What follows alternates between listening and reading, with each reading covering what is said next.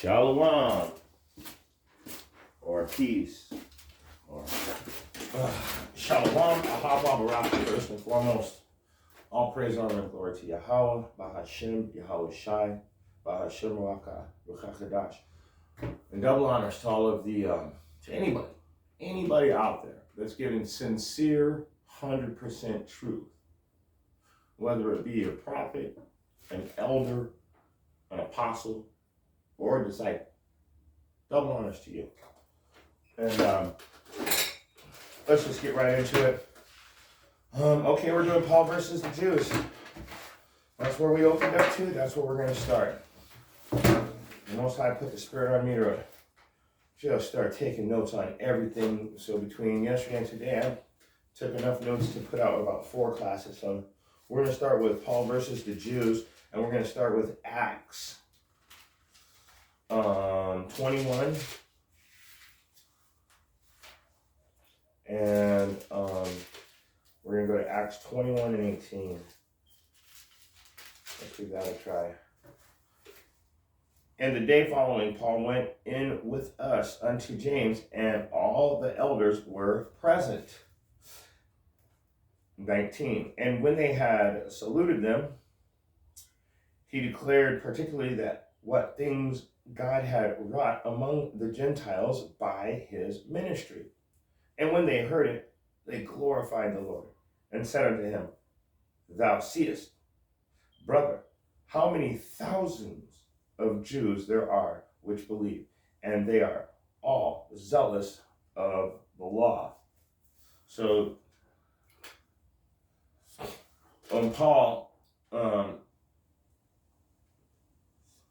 and all the people that he was turning over, he was teaching them the laws, the statutes within the laws, and the direct commandments.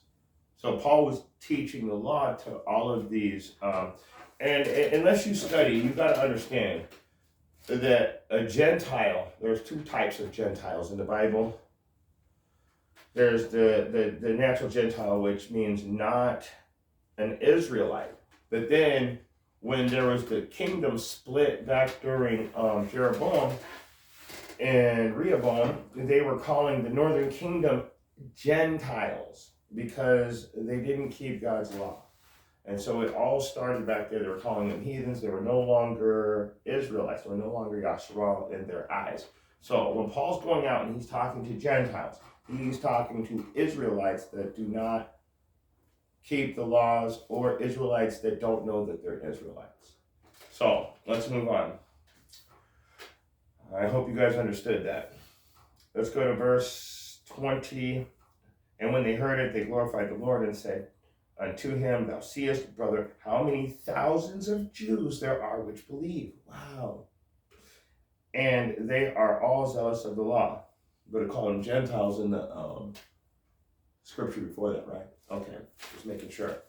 Verse 21. And they are informed of thee that thou teachest all the Jews which are among the Gentiles to forsake Moses, saying that they ought not circumcise their children, neither to walk after the customs. So right now they're starting they're starting the propaganda against them. They're producing a lie. But let's keep going. What is it, therefore? The multitude must need come together, for they will hear that thou art come. Do therefore this that we say to thee, have we 4 men which have a vow on them? A vow. And that's, let's just keep going for a second. Them take, and purify thyself with them, and be at charges with them, that they may shave their heads, and all may know that those things whereof they were informed concerning thee are nothing, but that thou thyself also walkest orderly. So they were making up lies, and he's saying, nah, you come over here with us and keepest the law. You come over here with us and take the Nazirite vow, so you can show them that you are orderly in all laws. Verse 25, as touching the Gentiles which believe, we have written and concluded that they observe no such thing, save only they that keep themselves from things offered to idols, and from blood, and from strangled, and from fornication. Then Paul took them in, and the next day, purifying himself with them, entered into the temple to signify the accomplishment of the days of purification, until that an offering should be offered for every one of them. So Paul literally took the Nazirite vow, shaved his head and everything. He is a commandment keeper. Okay? And the Nazirite vow, if you really want to know what the Nazirite vow really is, you go to Numbers and chapter 6, the whole chapter. You have to read the whole chapter, and it explains the full Nazirite vow. I'm not really going to get into it. I'm not going to read a whole chapter. You do that on your own time. But let's go to Acts, back to chapter 21, and we're going to go right back to verse 27. And when the 7 days were almost ended, the Jews which were of Asia, when they saw him in the temple, stirred up all the people. They got all the people mad with their lies and their propaganda. They keep making up stuff. And laid hands on him. Now we know about Nehemiah talking about he'll lay hands on him, so they put their hands on him. They probably beat him up a little and took him out of there. Let's see. Crying out, men of Israel, help. This is the man that teacheth all men everywhere against the people and the law. This place, and further brought Greeks also into the temple, and have polluted thy holy place. So they're literally making accusations that Paul is not teaching the laws, and he's bringing people outside of Israel into the holy temple. So they grab Paul, and they're literally saying that he's teaching that Jews and Greeks are equal, and teaching that you don't have to keep laws, and he's letting Gentiles in the temple, and really they're just making up all this stuff because they want to kill him. They hate Paul, and I'm going to show you why a little bit later. But let's just keep going. Let's read verse, what do we read? Let's go to 29. For they had seen before him in the city of Trophimus and the Ephesian, in the city of Trophimus and Ephesian. So let me go ahead and start that over, clearly chewing it up. For they had seen before him in the city Trophimus and Ephesian, whom they supposed that Paul had brought into the temple. So they made an assumption. They decided because they saw this, Paul brought him into the temple. They never saw that. That they assumed. It says they assumed that they supposed that he did it. They don't actually know he did it. They just made it up in their minds, and that would be called the vain imagination. Man's vain imagination. So, verse, let's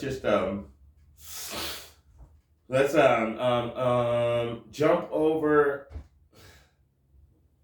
Let's jump over to Acts 24:1, because they didn't see him, but said he let the Gentiles in the temple. But they didn't actually see that happen, because it didn't happen. But, sorry, I'm looking to see which one of my kids are here. I got a lot of kids running around. But Acts 24:1, let's go right to the top. And after 5 days, Ananias, the high priest, descended with the elders and with the certain orator named Tertullus, who informed the governor against Paul. So, did you hear that? Paul has to appear in court because of the accusations. So they're trying to get him. They're just trying their best to take him down.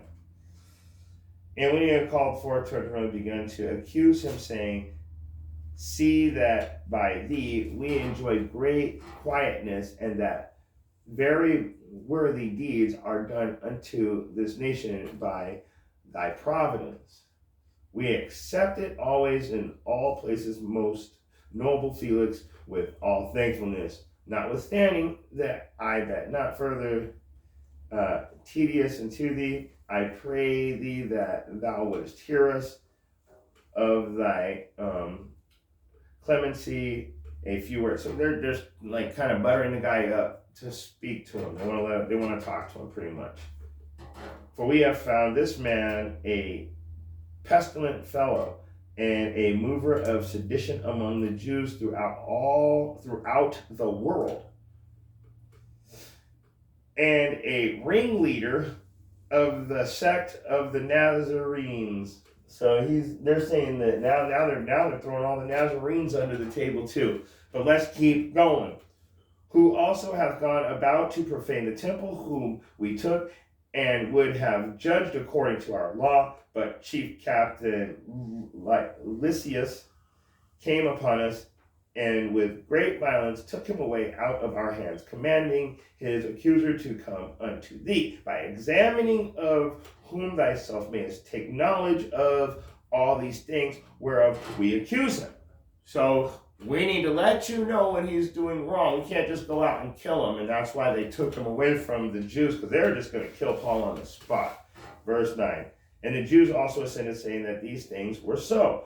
Then Paul, after the governor had beckoned unto him to speak, answered, forsomuch as I know that thou hast been of many years a judge unto the nation, I do the more cheerfully answer for myself. So, Paul will answer for himself. That's what this is talking about. They're going back and forth, they're arguing, they're accusing him of stuff, and then when it comes to Paul, he goes, you know what? Let me answer for myself.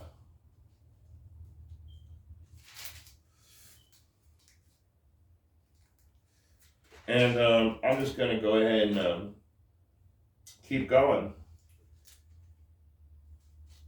Verse 11, so we're in Acts chapter 24 and verse 11. Because thou mayest understand that there are yet but 12 days since I went up to Jerusalem to worship, and they neither found me in the temple disputing with any man, neither rising up the people, neither in the synagogue nor in the city. Neither can they prove the thing whereof they now accuse me. So they literally are making all these accusations about Paul, which are all lies. Like I said, it's just propaganda. They're trying to build a case against him so they can kill him because they don't like it. I'm going to tell you why in a little while. I keep telling you that. I'm going to tell you why they want to kill Paul, and you're going to find out. But they couldn't prove anything. They couldn't, because Paul didn't do anything. If he did something, then there would be a way to prove it. But since he had done nothing wrong, what do? They can't prove any of the accusations because they lied. Let's jump over to the book of Acts 25, and we're going to start from the top. Now, when Festus was come into the province after 3 days, he ascended from Caesarea to Jerusalem.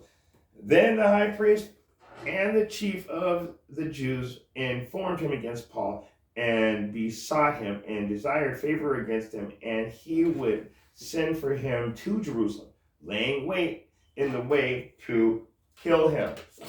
So what did they want to do? They wanted to kill him. Let me keep going. But Festus answered that Paul should be kept in Caesarea, and that he himself would depart shortly thither. So Festus wants to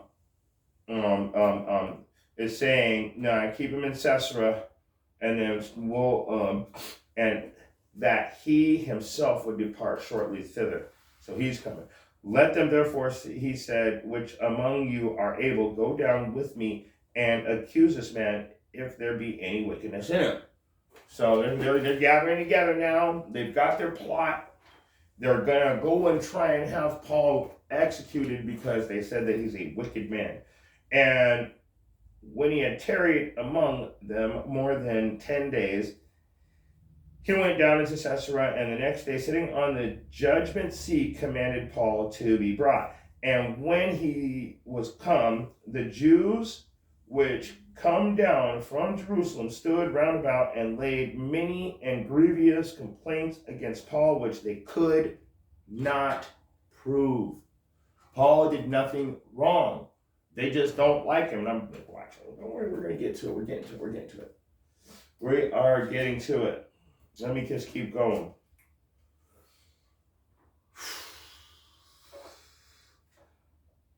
While he answered for himself, so Paul, here we go, Paul's telling for himself, neither against the law of the Jews, neither against the temple, nor against Caesar have I offended anything at all. He didn't break any laws. He didn't even break the Greek laws. He didn't even break the laws of the Greeks.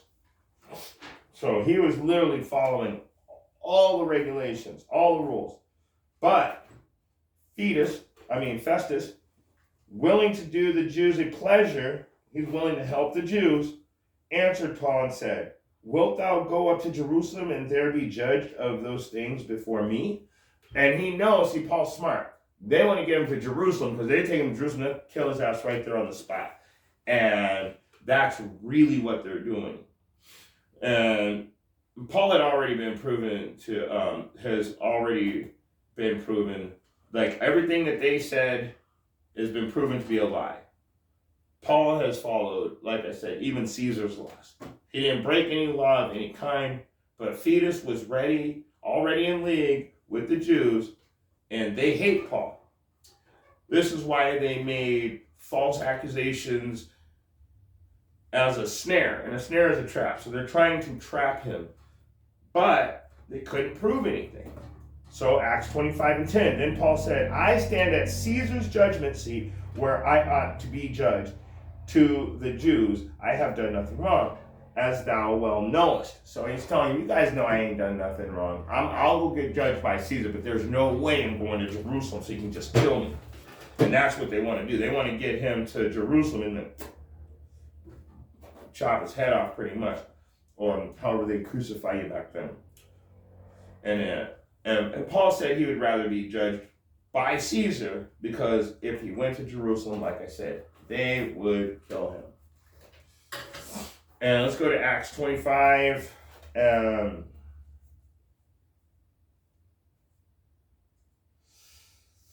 we're going to start at verse 11. For if I be an offender or have committed anything worthy of death, I refuse not to die.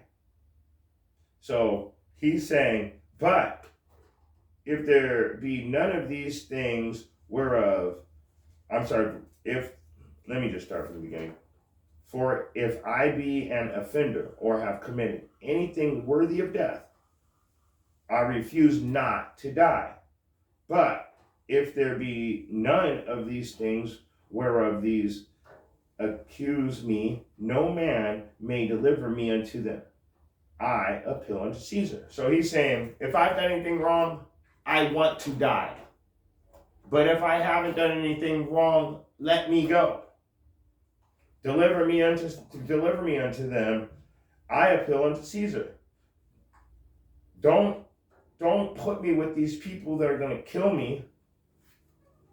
Send me to Caesar, or hopefully he'll have a righteous judgment because he's done nothing wrong. So let's find out. Let's find out.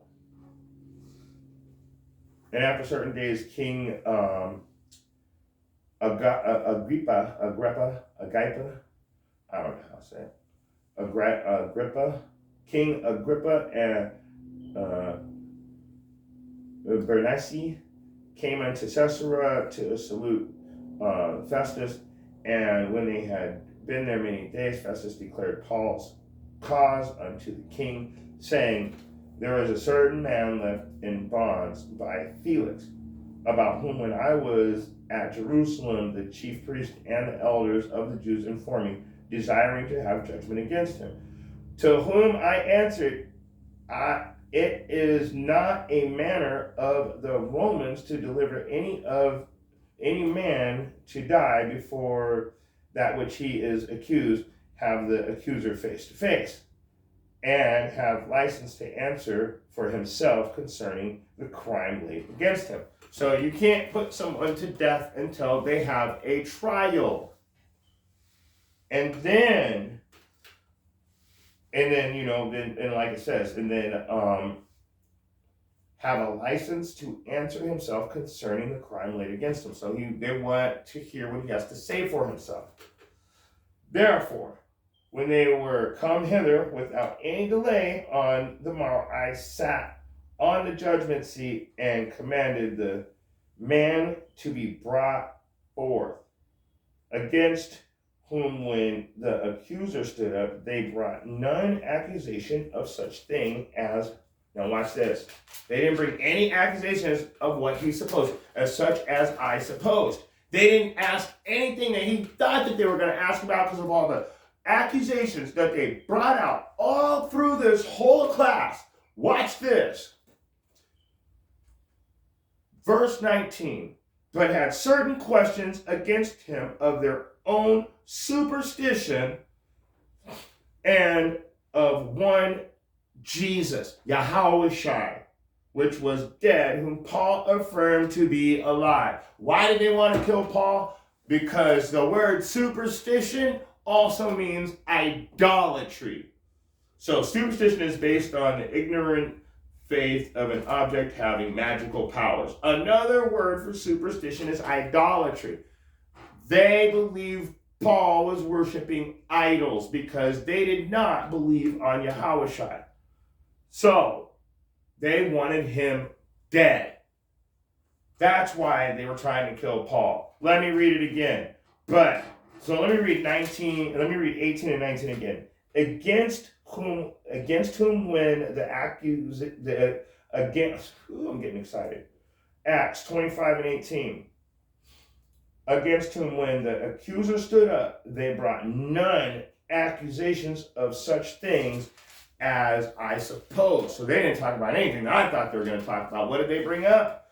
Verse 19, but had certain questions against him of their own superstition and of one Yahushua, or Jesus, which was dead, whom Paul affirmed to be alive.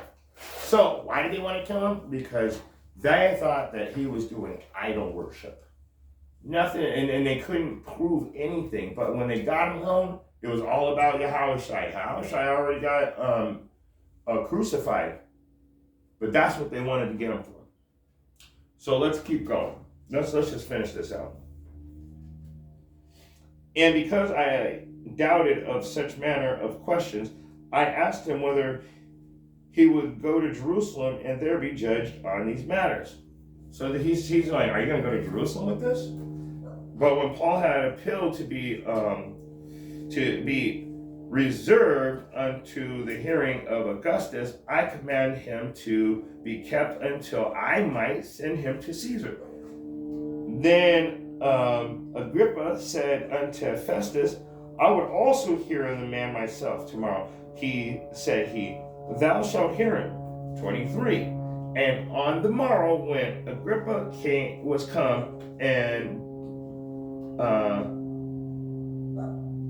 Bernice with great pomp, and was entered into the palace of the hearing with the chief captains and principal men of the city. At Festus' commandment, Paul was brought forth. And Festus said, King Agrippa, and all the men which are here present with us, ye see this man, about whom all the multitude of the Jews have dealt with me, both at Jerusalem and also here, crying that he ought not live any longer. Why? Because of Yahushua. Nothing to do whether people are going in and out. So they were just making stuff up, trying to find something on him because they wanted to take him down. None of that stuff is valid. This is the valid point. They didn't like Yahushua from the jump. He's still teaching Yahushua. They want him dead. That's what this is about. But verse 25, but when I found that he had committed nothing worthy of death, and that he himself had appealed to Augustus, I had determined to send him of whom I have no concern, who I have no of whom I have no certain thing to write unto my Lord. Wherefore I have brought him forth before you, and especially before thee, O King Agrippa, that after examination had, I might have somewhat to write. For it seemeth to me unreasonable to send a prisoner, and not with all to signify the crimes laid against him. So, with that being said, they tried to kill Paul for teaching Yahushua. They tried to kill Paul for literally teaching about Yahushua, but they couldn't say that to these people. They had to find something else because they knew that they wouldn't put him to death for that because he had done nothing wrong. So they started making all these accusations. Oh, he went into the temple. He did this. He did that. He's doing this with Gentiles. He's teaching against the laws. Those are all lies. Paul did none of that. What Paul did was teach Yahweh, Bahashem, Yahushai, Bahashem Rakakadash. And if you have eyes to see and ears to hear, I hope you were able to get something out of this lesson. Shalom.